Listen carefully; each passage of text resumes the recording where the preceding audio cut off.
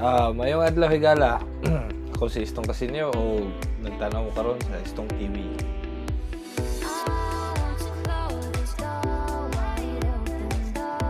Karon panahon na nagsugod na ang mga community quarantines aron malikayan ang pagkalat sa virus.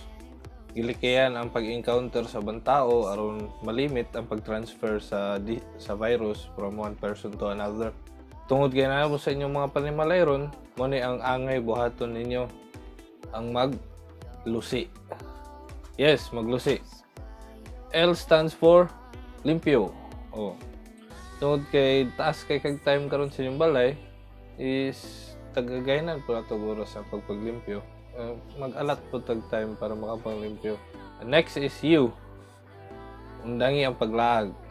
Dili tungod kay ani klase is maglaga na ta. Mo ganing gi-advisean ta nga magstay sa tong panimalay aron malimit ang pag-transfer sa virus. S stands for siguruha imong health.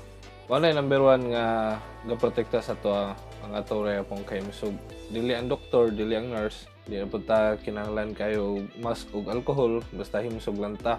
Kung ligo na to immune system, kung sigurado atong panglawas nga himsog is dako tag chance nga dili mataptan sa virus. Ug last but not the least is I.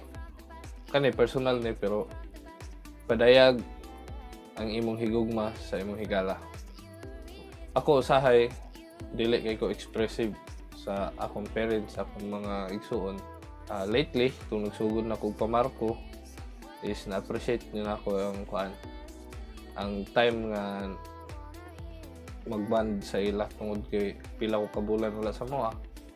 Muna ako i-express sa ilang nga palangga na ko sila. Probably, kabalo mo na mo ani, pero basin, pa-remind lang ko. So, ayaw mo kalimot og pag-lusi. So, maura na tanan. Ako si Istong Kasinyo og salamat sa pagtanaw.